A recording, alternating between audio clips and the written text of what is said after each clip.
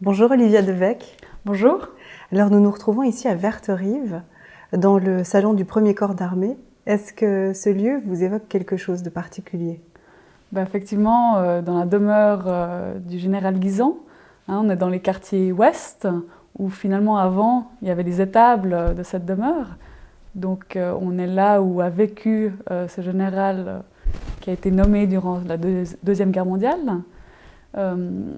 C'est un domaine magnifique au bord du lac, construit à l'époque, sauf erreur, par le père de l'épouse du général. Donc c'est majestueux et je suis très heureuse que vous m'ayez conviée ici. Merci d'ailleurs d'avoir accepté cette interview. On va avoir l'occasion de faire votre connaissance au travers de ces questions. Alors vous êtes connu dans toute la Suisse romande. Normalement, les personnes qui vont suivre cette interview vous connaissent déjà, du moins de nom. Mais où est-ce que vous vous sentez le plus chez vous en Suisse romande, entre Genève, Lausanne et Fribourg, mon canton d'origine, effectivement. Donc je suis domiciliée à Lausanne, je travaille à Genève, où j'ai grandi aussi à Genève, mes 18 premières années avant de partir à l'école de recrue. Et puis originaire de Fribourg, toute ma famille est fribourgeoise.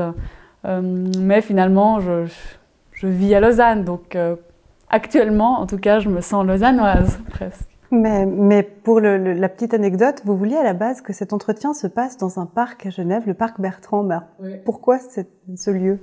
Effectivement, le parc Bertrand, c'est le parc où j'ai grandi, où j'ai fait plein de bêtises avec mes camarades d'école, où finalement je suis devenue qui je suis maintenant. Je pense que mon caractère est aussi lié à cette école, le parc Bertrand. Et tout ce qui s'est déroulé là-bas. Donc c'est aussi un lieu qui me rappelle de très bons souvenirs. Donc c'est aussi pour ça que je voulais vous emmener dans ce coin. D'accord, donc en étant une enfant un peu espiègle, en faisant des bêtises, on arriver aussi à ce que vous êtes devenue. Oui, bien sûr, mais ouais. J'ai pas changé. Hein. D'accord. Bon, alors en tout cas, vous menez côte à côte plusieurs carrières. Alors, il y a les études, le service militaire, le droit, la politique, les médias. Comment est-ce que vous arrivez à faire tout ça?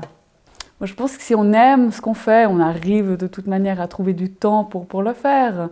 Mais c'est avec une planification militaire qu'on peut gérer tous ces domaines. Mais c'est vrai qu'il y a un temps pour tout. Hein, donc ça va avec le temps. La politique, c'est vrai que je me suis un peu montrée dans les médias de manière spontanée et ponctuelle. Donc c'est pas un domaine continu. Donc c'est gérable, totalement.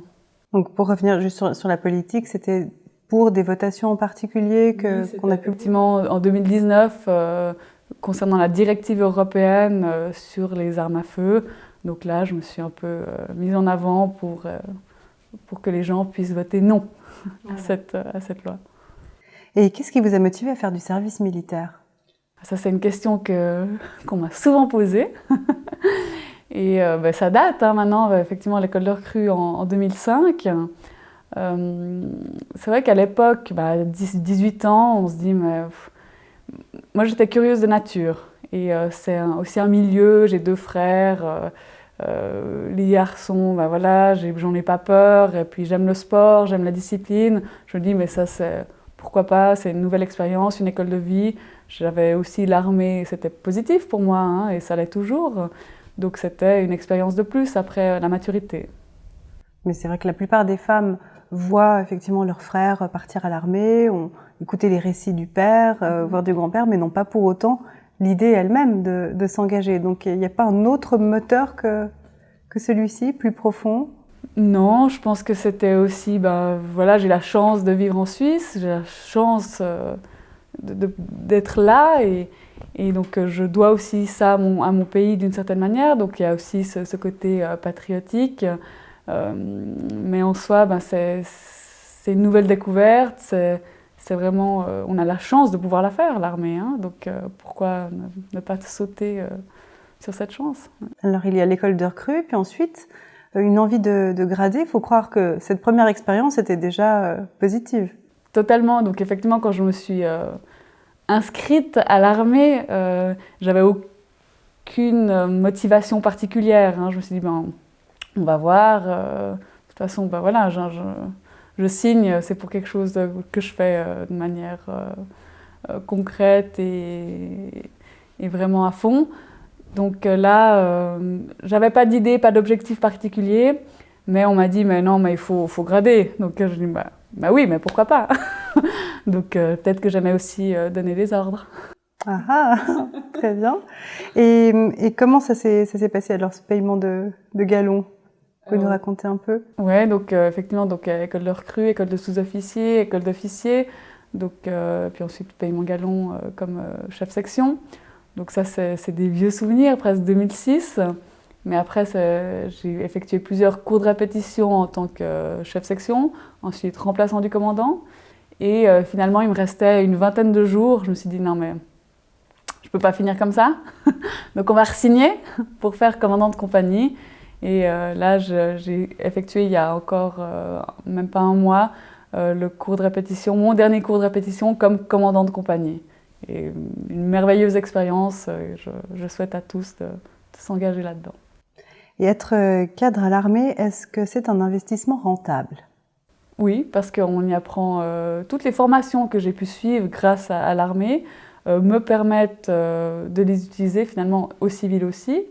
D'être cadre à l'armée, c'est aussi un réseau qu'on se crée entre cadres, entre camarades. Donc oui, c'est rentable d'un point de vue civil, d'un point de vue militaire. Est-ce que vous avez des exemples concrets de domaines dans la vie civile où la formation militaire a pu servir?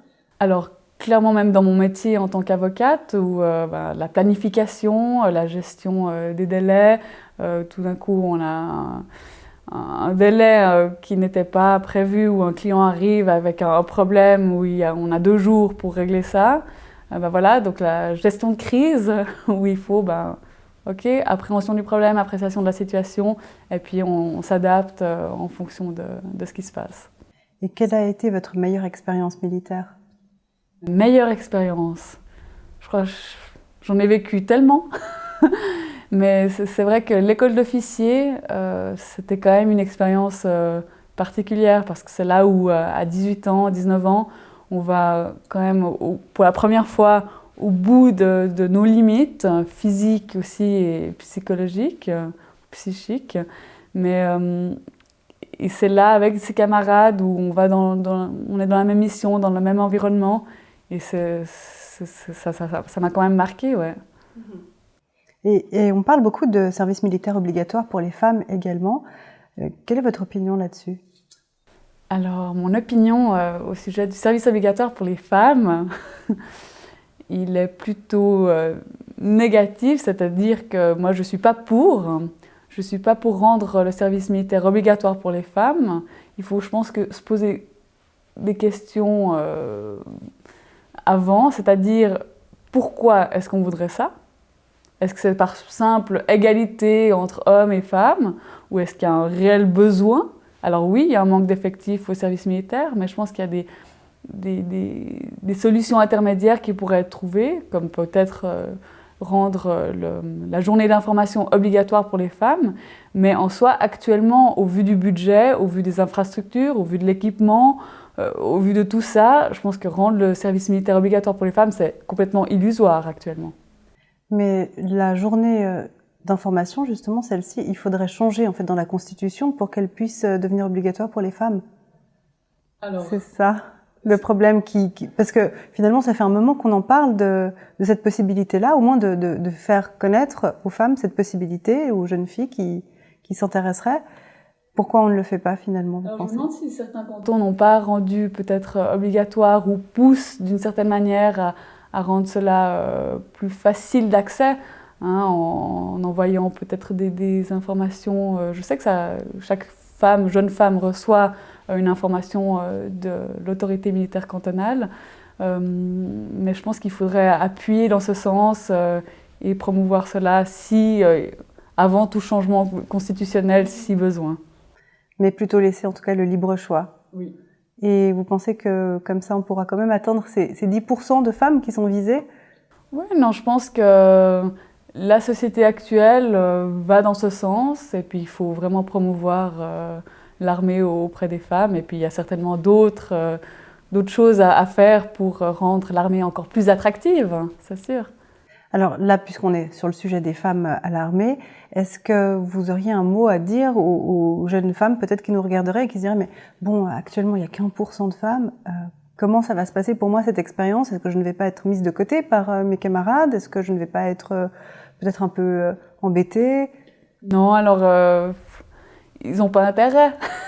Mais c'est vrai qu'au contraire, en étant si peu, on est un peu plus de 1000 femmes dans l'armée en Suisse, ce qui représente environ 1%, même si je ne suis pas sûre qu'on y soit arrivé à ce pourcent. Mais en soi, on est là au milieu d'hommes et on est un peu celle sur qui tous les yeux sont rivés. Donc on ne sera pas mise de côté, au contraire. Et voilà, si on reste soi-même et si on fait les choses bien et à fond, il n'y a pas de raison que ça se passe mal. Donc ce que je peux leur dire, c'est osez, engagez-vous. Et en tant que commandant de compagnie, quels sont les défis et les enjeux les plus importants? Les demandes de congés. Non, blague à part. C'est vrai que l'avant-cours de répétition, c'est tout l'administratif qui est quand même un peu lourd, en plus du job qu'on a, du travail à côté. Mais je dirais que c'est ça l'enjeu. Mais en soi, pendant le cours de répétition, c'est que du bonheur. C'est le contact humain, la conduite, et une fois que c'est lancé, ça fonctionne. Alors un souvenir particulier de votre dernier cours durant l'exercice Rhodanus? Alors oui, effectivement, donc c'était un exercice de plus de 8 jours au niveau brigade. Un souvenir particulier. Alors ils avaient organisé une rencontre avec le chef des Hébus, donc c'était l'adversaire, un des adversaires dans cet exercice, où j'accompagnais le commandant de bataillon pour une discussion avec ce chef des Hébus. Et j'ai trouvé le cadre tellement réaliste et ils s'étaient bien donnés pour rendre la discussion avec l'adversaire incroyable. Et c'était vraiment palpitant et on s'est vraiment pris au jeu. Donc ça, c'est un des souvenirs. Parce qu'il y en a d'autres. J'imagine bien. Et quelle est l'utilité pour vous des sociétés militaires et patriotiques? Donc effectivement, moi-même, je fais partie de la Société militaire de Genève, la Société vaudoise des officiers et la Société fribourgeoise des officiers. Donc on revient à ce trio gagnant finalement. Je crois que l'utilité est vraiment actuelle et importante pour garder, si vous voulez, ce réseau et de ces cadres, de ces officiers, de ces militaires. Il y a aussi l'Association suisse des sous-officiers à Genève, ailleurs en Valais, au canton de Vaud. Donc ça, c'est vraiment c'est des ancrages qu'il faut perdurer, qu'il faut faire perdurer en tous les cas, pour les gens qui terminent leur service, qui veulent encore avoir un pied dans l'armée, dans le système. Et ça permet aussi de réseauter et d'avoir accès à encore d'autres événements d'actualité. Et quels sont vos prochains défis dans l'armée? Alors ça, c'est une bonne question, parce qu'effectivement, je rends mon commandement comme commandant de compagnie. Donc la suite, elle n'est pas encore totalement définie, mais ça, c'est après à moi de choisir en fonction de mes choix professionnels, personnels et militaires. Donc, quelles sont les pistes? Quelles sont les pistes? Alors là, pour l'instant, la piste actuelle, c'est d'être dans le DBC 6 de la brigade, mais à voir si je ne rentrerai pas dans le DBC 2 au service du renseignement de la brigade, étant donné mon parcours au sein comme explorateur. Donc, c'est des discussions qui vont venir. Parce qu'en termes de jours, est-ce que ce serait moins chronophage, on va dire, que ce que vous occupiez avant comme fonction, ou est-ce que vous souhaitez garder un engagement équivalent? Non, alors effectivement, ça va un peu être différent, où là, mon implication au service sera plutôt... il n'y aura plus 4 semaines d'affilée, ce sera des jours par-ci, par-là sur l'année, donc beaucoup plus facile d'organisation aussi au niveau professionnel. C'est vrai que ça va me permettre quand même à me développer aussi professionnellement, et c'est quand même sur cette voie que j'aimerais aussi me lancer. Ouais. Et est-ce que vous avez des modèles, que ce soit dans le monde militaire ou civil? Des modèles, j'allais vous dire Roger Federer, mais... Pourquoi pas? Mais, on n'a pas abordé que... le côté sportif, fan de tennis? Oui, alors fan de tennis, mais non, je pense que mes modèles, ça a été pendant toujours finalement mes parents. C'est eux qui m'ont éduquée, qui m'ont inculqué leurs valeurs, que j'ai quand même repris. Maintenant, j'ai des modèles, je dirais, je prends le meilleur de chacun pour qui me correspondrait et qui me ferait avancer dans ce sens, mais je n'ai pas de modèle en soi.